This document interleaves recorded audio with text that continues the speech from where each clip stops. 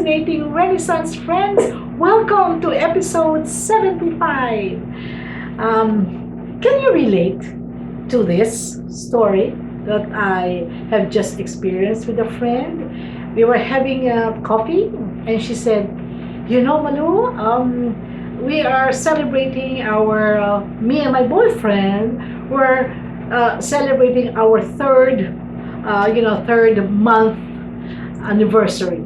Okay, fine.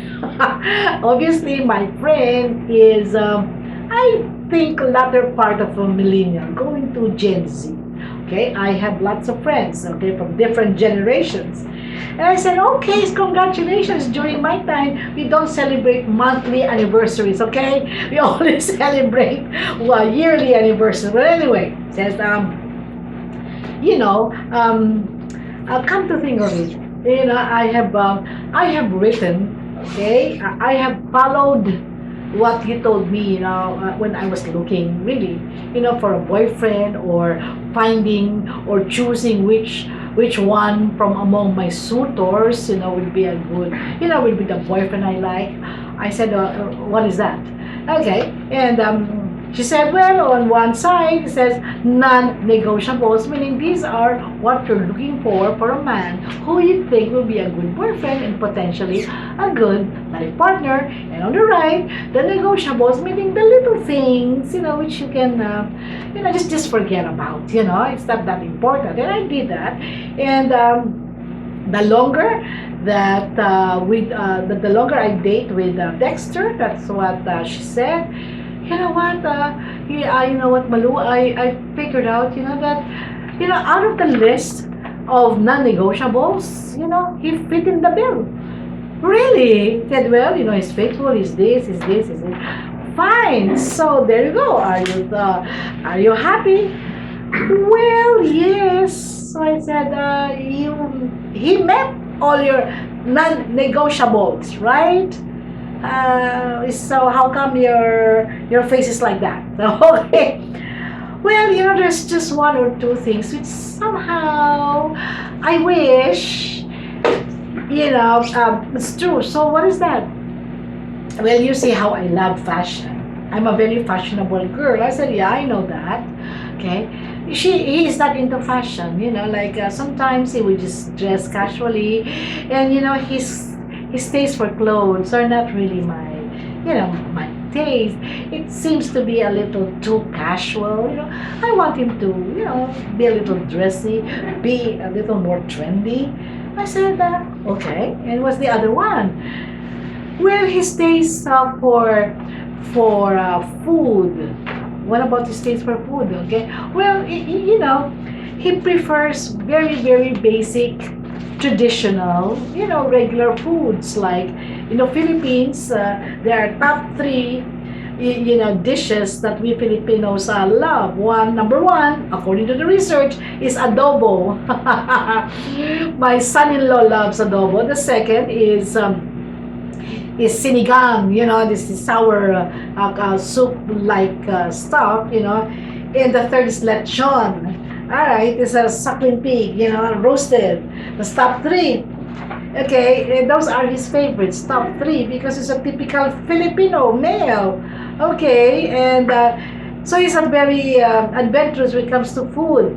I wanted to try Indian food. I want to try Hawaiian food, because in the Philippines, you have all of these cuisine. Really, we have Chinese, Japanese, Korean, Middle Eastern, name it. We have it here. And this friend of mine is very adventurous. She wants to try everything. And that is where, they do not see eye to eye, because every time they would go out, and, he would always order, lechon, okay, or, why don't you order this and this, okay? So I said, fine. You just have to make up your mind. You said non-negotiables. He's very responsible. He's very romantic. He is very loyal. What else? She mentioned the other three or four, seven. There's seven of them. He fits the bill. Now, this is, and then you're complaining because I said you expect him, to be perfect, that he meets all the non-negotiables, and then the other things, right? Are you going to exchange him for somebody who's very trendy and yet is a jerk? Okay, will you exchange him for someone who is very adventurous, who would like to try curry and Japanese and all of that, but then who has lots of girlfriends? What? And then of course she smiled. Yeah, I realized that. Okay, so last episode we talked about the Japanese philosophy. Remember Wabi Sabi? Celebrating the beauty of impermanence. Nothing lasts. Okay, the beauty of what? Imperfection. Nobody's perfect. That exists only in the mind. Okay, and of course the beauty of simplicity, right? So we tackled, top three ideas you can use to be able to live with the fact that nothing stays the same, nothing is permanent.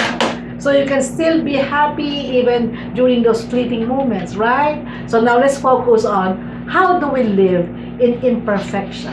Okay, how do we see beauty in imperfection? All right, how do we embrace imperfection so that we appreciate what we already have, okay, and not what, and not complain about the things that we still want, okay, especially when it comes to the choice of boyfriends or partners. Okay, I guess the first one is to share. You will have to accept imperfection in life. You just have to accept it. No one is perfect. Not him, not her, not you, not us. Okay, accept imperfection in ourselves, in others, and the world around us. Some people, have beautiful homes, and yet they complain because it's very difficult to clean. Okay, others, have a very simple car, but they still want a Lamborghini. Fine, if that's what you like. But the thing there is, we just appreciate what we already have already. Okay, so that's what accept imperfection. If you don't accept it, you're living in dreamland, in la la la. Okay, the next one is let go of control. Now this is really very difficult because we would like to control every aspect of our life. Our food choices should be like this. Our significant other, our boyfriend, our husband should dress this way. Otherwise, I don't want to go out with it. My hair should be like this all the time, even upon waking up. Things like that. Okay, I like the shape of this dress, but I do not like this particular button. Things like that. Okay, let go of control. Okay, allow things to naturally unfold and just enjoy the unfolding. Some things don't turn out well, fine. You have experienced that. Then some things turn out to be right, fine. Rejoice, so to speak. And the third is find beauty in flaws. Not mistakes, flaws, the imperfections, we for instance, when I was much younger, I didn't know about this. Okay, my friends tell me that I have, very smooth legs. Okay, that I have very smooth legs. That's what they told me. But then with me, I only see the flaw. Oh, but I want to be, I want to have long legs like the models. I mean, heck, I'm only 5'1", and I want long legs. Hello, that would be out of balance, right? So I could not appreciate what my friends are telling me. Like, you have very smooth legs, Malu, and they are neither plump nor thin. They're just right. But for me, I wanted it to be longer because I'd like to really look like a model. At 5'1", how can I be? Okay, in plus, okay, because that is your uniqueness. And a lot of my friends also would tell me, they like my skin so much because very soft. Even my daughter, when every time she would embrace, she says, "Mommy, how come you have very smooth skin when she would embrace me? I have very rough skin.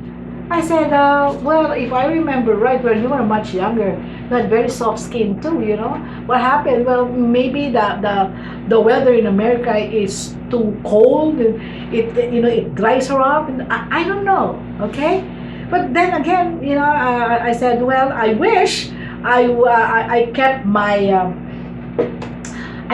weight, because she weighed exactly like when she was 25. She never, with one kid and working and all of that, she is really well trimmed, and of course I gained a little weight along the way. Can you see that?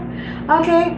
I never really stopped and appreciate that I have soft skin, because I lived with it, from the beginning of my life, so I took it for granted. Okay. And she never really looked at her very fit, healthy body, because she has always lived with that. You see, we always want what we don't have. But again, we find beauty in flaws, in our imperfections. Okay. I begin to appreciate my legs. And I realize that they're in good shape, and they're really smooth. Okay, they may not be as long as I wanted it to be. Okay. I begin to appreciate my soft skin, and I would always make sure that I put on lotion there, things like that. So find beauty in imperfection. And of course, the last one is beauty in simplicity. Okay, so how do we do that? Well, let's declutter. Okay, live simply. Remove the things which we do not use, and just focus on the beautiful things, to look at, because they are very precious.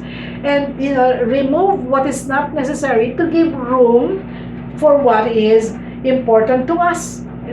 We appreciate the ordinary, meaning appreciate while you're sipping tea in the morning. When you wake up, you're sipping tea, you just taste and savor the taste of tea. I didn't say coffee, because I don't drink coffee. My husband does. Okay, I like the smell of coffee in the morning, brewed coffee. He would do that. But I wouldn't drink it, because it's too bitter for me. Okay. So but I love tea, organic tea. And it does not smell as good as coffee being brewed, but it's very smooth and all of that, no. So every time I would sip my coffee, I would really use my favorite teapot. I have a collection of teapots, so I begin to just enjoy the fact that I'm alive, and I can actually sip tea every morning. Simple life, and value experiences, okay, over possessions. You spend time with your loved ones, you spend time reading your beautiful books, and you spend time appreciating your simple, beautiful home. It doesn't have to be palatial in order to really, really be beautiful. Okay. All right. So this is the last episode for this month of March. Okay? Next episode, we have a new theme, because it will be the month of April. Stay tuned for that. What will be my theme? Because the theme of March is abundance, isn't it? Abundance. Now, how about April? What will be the theme for April? Okay, so don't forget to like and subscribe, so that we will start the month of April with another theme, exciting list of topics for you. Until then, okay, this is Malu Cervantes, your fellow sojourner, your life coach, your mentor. Okay, goodbye.